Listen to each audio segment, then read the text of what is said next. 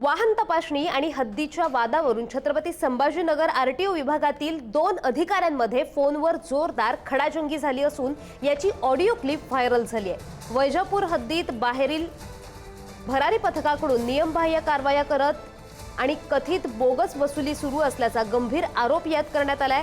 एका निलंबित निरीक्षकाच्या सांगण्यावरून हे सुरू असल्याचा दावा आहे। मोरे नावाच्या अधिकाऱ्यानं या प्रकरणी प्रादेशिक परिवहन अधिकाऱ्यांकडे लेखी तक्रार केली आहे। औरंगाबादमध्ये जो बदमाश राजू नागरे सस्पेंडेड मोटर वाहन निरीक्षक आहे त्याने हे कार्यालय वेटीस धरलेलं आहे। इथं तो वसुली रॅकेट चालवतो। तुम्ही त्याची माहिती न घेता काम करताल तर मग आम्हाला कायदेशीर आमच्याकडे पण कायदा आहे साहेब। तुम्ही बेकायदेशीर लोकांच्या वतीनं काम करताय। आम्ही बेकायदेशीर संबंधच नाहीत ना साहेब। आमचं काय घेणं देणं, आम्हाला जी ऑर्डर आली त्या पद्धतीने आलो आम्ही। आम्हाला काही इथे येऊन नाही करायचं होतं का? काय घेणं देणं होतं का? तुम्ही लोकली जिओग्राफीची माहिती घ्या साहेब। जिओग्राफी जिओग्राफी तुमची आणि दंड ज्या वाहनांचा टॅक्स भरलेला नाही, जे ओव्हरलोड आहे त्यांना 100% दंड करा। माझं काही म्हणणं नाही। दोन लोकांना जाणीवपूर्वक टार्गेट करू नका। जाणीवपूर्वक नाही केलं साहेब, तुम्ही गैरसमज करताय।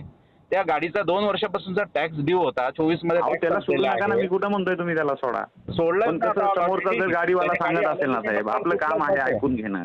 गाडी मला सांगा ही कसली चेकिंग आहे? गाडीवाल्याचा फोन काढून घेणे। मला तुमची बॅच माहित नाही साहेब।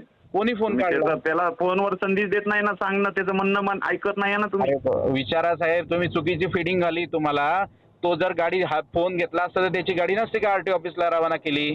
त्या मालकाशी सुद्धा बोललो नंतर मी, तो म्हणे मी तिथे येतो, तुम्ही 10 मिनिटं थांबा, 10 मिनिटं थांबा। मला जास्त वेळ पण नाही साहेब तेवढा। फक्त तुम्ही हद्द माहीत करून घ्या आणि वैजापूरचं काही तुम्हाला ऐकून घ्या ना। जसं तुम्ही म्हणला ना, चुकीच्या फिडिंगवर बोलू नका साहेब। चुकीच्या फिडिंगवर नाही बोलत आहे। एकतर तुम्ही नाही का, तुम्ही ऐका ना, एकतर तुम्हाला ज्या कार्यालयाचा आदेश नाही त्या कार्यालयात येऊन तुम्ही चेकिंग करताय। मग तुम्ही काय हरकत नाही, काय हरकत नाही। रस्त्यावर आम्हाला हे कसं कळणार कुठून कुठपर्यंत येते? विचारायला पाहिजे ना। नवीन लोक जसं नवीन बाहेरचे पोलीस स्टेशन वाले जसं नाही का पोलीस स्टेशनच्या हद्दीत गेल्या विचारतात तिथल्या लोकांना की बाबा हे आमचं कसं मदत करायची। तुम्ही डायरेक्ट आदेश आला म्हणून काही पण तुम्हाला स्वैराचारासाठी नाही आदेश। तुम्ही असं बोलू नका। मी तुम्हाला समजून घेतो। इट डझंट मीन की तुम्ही बोलाल। तुम्ही वैजापूरमध्ये येऊन जर काम करत असाल तर बिईंग डेप्युटी आरटीओ तुम्ही मला सांगणं आवश्यक आहे। ठीक आहे साहेब, माझी टॅक्सची ड्यू गाडी असेल काय असेल हे तुम्ही मला किमान कळवणं आवश्यक आहे साहेब। असं बिलकुल नाही बोलू शकत तुम्ही। आम्हाला हे माहित तर पाहिजे की कुठून कुठपर्यंत माहित पाहिजे। हे तुमचा भाग आहे साहेब। मी जर श्रीरामपूर नगरला चेकिंगला गेलो तर माहिती करून घेणं माझी जबाबदारी आहे। तुम्हाला माहिती करून देणं जबाबदारी माझी नाहीये। तुम्ही माझ्याकडे आलात, मी तुमच्याकडे नाही। ठीक आहे, ठीक आहे।